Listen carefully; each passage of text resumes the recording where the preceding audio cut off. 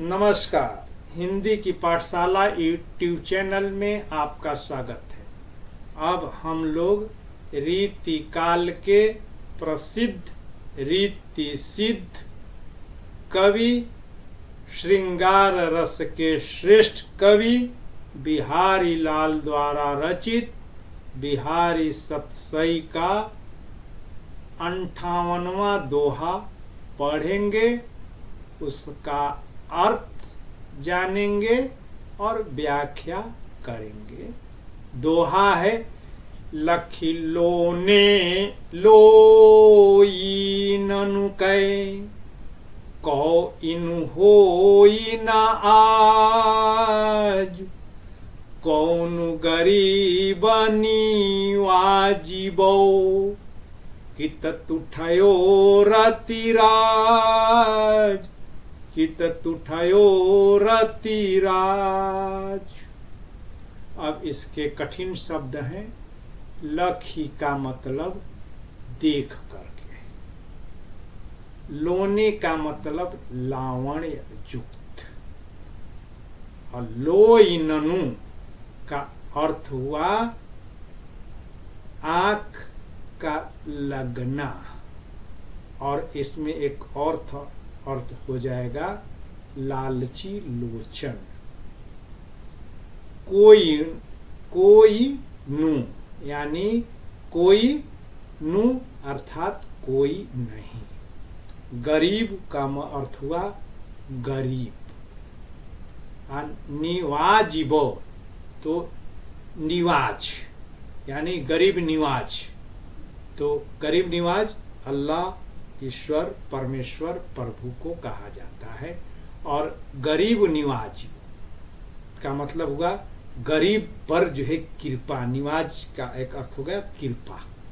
कित यानी कि कौन, तुठयो, तुठयो माने तुष्ट यानी कि संतुष्ट। और रति राज, रति राज, रति के ऊपर राज करने वाले यानी कि कामदेव, या रति में राज करने वाले, या रति में लीन, या काम वासनाओं और इच्छाओं में रमा हुआ। और एक रतिराज का अर्थ बसंत भी होता है। अब चूंकि अभी हम लोग देखे कि इसमें लोने, गरीब, निवाजिबो और रतिराजु द्विअर्थी है, और द्विअर्थी होने के कारण इसमें पर्याय से यानी कि विकल्प से मुख्य अर्थ के अतिरिक्त अन्य अर्थ भी लगाया जा सकता है। इसलिए इस दोहे को लेकर के विद्वानों में मतभेद है, और इसके दो अर्थ निकाले जाते हैं। एक श्रृंगार परक अर्थ और दूसरा भक्ति परक अर्थ। तो इस तरीके से इसके दो प्रसंग भी होंगे अलग अलग। तो श्रृंगारिक अर्थ में इसका प्रसंग होगा कि नायिका परकिया है। परकिया यानी कि शादीशुदा है और उसका एक उपपति है, यानी कि दूसरे पति या पति पर वह जो है डोरे डालती है, या उसके साथ वह जो है प्रेम क्रीड़ा करती है, सहवास करती है। दूसरे अर्थों में वह पति व्रता न हो करके उल्टा भी कह सकते हैं, उल्टा है कि लावण्यमयी को आंखों में, यानी कि उसकी आंखें जो है लावण्यमयी यानी कि सुंदर है, आकर्षक है, कि आंखों के कोरों में जो है जो लाल लकीरें होती है, जब वासना युक्त या क्रोध में या वासना में वो आंखों की डोरियां जो लाल हो जाती है, जो नसें लाल हो जाती है, तो उसी को जो है देख करके कि इस पर जो है वासना का जो है भूत अभी सवार है, या यह काम वासना के प्रति लालायित है को देख करके उसकी सखियां उस पर जो है व्यंग करते और विनोद व्यंग पूर्वक जो है विनोद करते हुए पूछ रही हैं कि हे सखी, आज वह नायक कौन है जिसके ऊपर आज तुम कृपा करने वाली हो, उसकी काम इच्छाओं को तृप्त करने वाली हो। यही इसका प्रसंग है। अब इसका जो है अर्थ जो है हम लोग लगाएं कि प्रकिया नायिका के वासना युक्त आंखों की कोरों में वशी वासना की लकीरों को देख करके उसकी सखी उस पर व्यंग करते हुए कहती है कि हे सखी, आज तेरे इन लावण्य पूर्ण यानी कि इन नमकीन नेत्रों के कोरों को देख करके यह तो स्पष्ट हो रहा है कि तू आज अपने उपपति यानी कि प्रेमी से मिलने जा रही है, पर यह तो बता दो कि वह पति तुम्हारा या प्रेमी कौन है, वह गरीब कौन है जिसके ऊपर आज तुम कृपा करने वाली हो, और आज किस नायक पर रतिराज अर्थात कामदेव यानी कि रति के पति यानी कि जो है कामदेव, जो कि लोगों के मन में काम वासना को अपने काम के बाणों को मार करके उनमें काम वासना की ललक पैदा करते हैं, काम के लिए उद्दीप्त करते हैं, तो वो जो है रतिराज यानी कि कामदेव हैं। तो वह पूछती है कि आज किस नायक पर कामदेव प्रसन्न होने वाले हैं और प्रसन्न होकर के उसकी कामातुरता को तृप्ति प्रदान करने वाले हैं। हे सखी, वह भाग्यशाली पुरुष कौन है जो आज तुम्हारे साथ रति क्रीड़ा करके परम सुख को प्राप्त करेगा, चरम आनंद को प्राप्त करेगा, जिसके जीवन में ऋतुराज अर्थात बसंत की बहार आएगी, बसंत छाएगी। अब कुछ विद्वानों ने इसका एक और अर्थ लगाया है और उनके द्वारा लगाया गया अर्थ इस प्रकार है कि नायिका के काजल युक्त जो है लावण्यमयी आंखों में के सौंदर्य को देख करके उसकी एक सखी उससे कहती है कि हे सखी, तेरे इन काजल युक्त नयनों के कोरों को यानी कि तुम्हारी ये कटाक्ष वाले नयनों को देख करके भला वह कौन होगा जो तुम्हारे इस कटाक्ष के बस में नहीं हो जाएगा, जो तुम्हारे बस में नहीं हो जाएगा। अर्थात इन कोरों के सौंदर्य को जो भी देखेगा वह तेरे प्रति आसक्त हो जाएगा। तो हे सखी, तनिक यह तो बताओ कि आज प्रेम के प्यासे किस गरीब के ऊपर तुम्हारी कृपा होने वाली है और कौन वह भाग्यवान है जिस पर आज कामदेव प्रसन्न हुआ चाहते हैं। वह कौन है जिस पर कामदेव की कृपा से उसकी समस्त मनोकामनाएं पूर्ण होने वाली है। तो ये हो गया इसका श्रृंगार परक अर्थ। अब भक्ति के संदर्भ में जो इसका एक अर्थ निकलेगा तो उसका प्रसंग ये होगा कि इस दोहे के माध्यम से कवि कहता है कि विषय वासना में लिप्त व्यक्ति को ईश्वर की कृपा प्राप्त हुई हो या ऐसा हुआ हो अब तक किसी ने नहीं देखा है। तो इसका भक्ति परक अर्थ और इसकी व्याख्या होगी लोने लोइननु अर्थात लावण्यमयी आंखें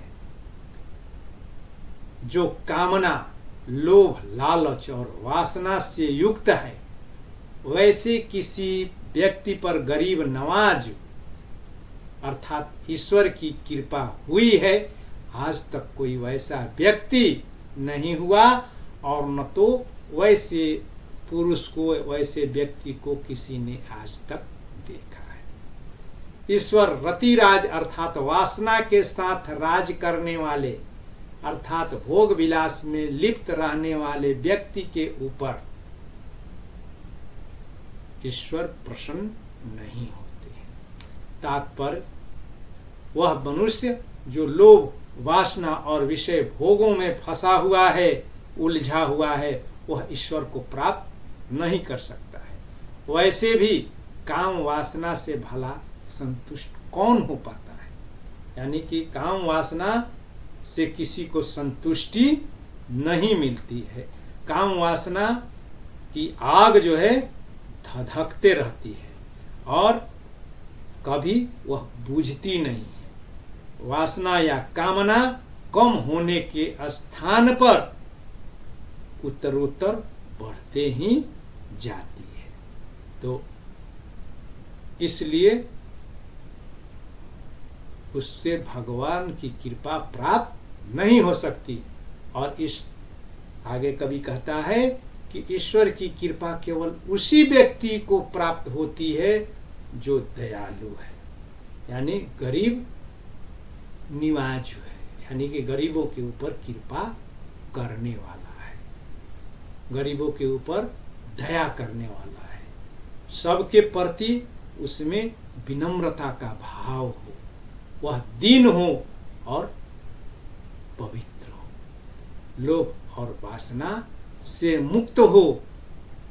क्योंकि लोभ और वासना में पड़ा व्यक्ति ईश्वरीय कृपा का पात्र नहीं बन सकता है। प्रभु की प्राप्ति के लिए दीनता, निष्कपटता और निर्मलता आवश्यक है।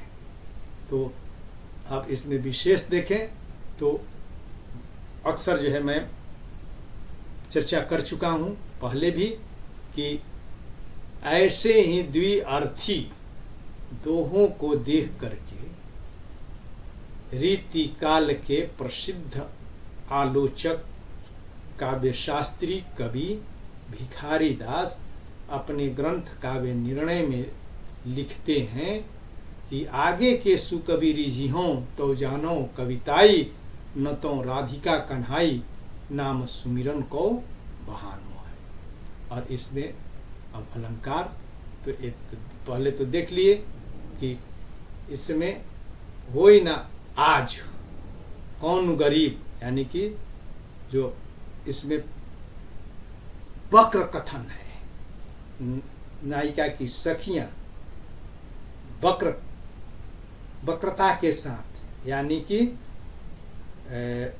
उसको वो जो है एक तरह से उस पर व्यंग करते हुए जो है उससे जो है पूछ रही हैं, कह रही हैं, इसलिए इसमें वक्रोक्ति अलंकार है। और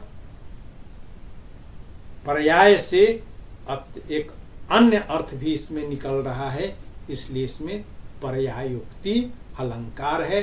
और लखी लोने लोई ननु में 3 जगह ल की आवृत्ति होने के कारण इसमें वृत्त्यानुप्रास अलंकार है। काव्य शैली तो यह दोहा छंद में लिखा गया है और भाषा तो भाषा लालित्यपूर्ण है। और देख ही रहे हैं कि इसमें जो है पर्याय से एक से अधिक अर्थ निकलते हैं, यानी कि इस दोहे में ऐसे शब्दों का प्रयोग हुआ है जो व्यंग्य से अतिरिक्त अर्थ जो है प्रदान करता है। और इसलिए इसमें वक्रोक्ति अलंकार के कारण वचन वक्रता है, वक्रता वचन वक्रतापूर्ण लाक्षणिक और व्यंग्यात्मक या व्यंग्य परक लाक्षणिक शब्द शक्ति का बड़ा ही सटीक प्रयोग हुआ है।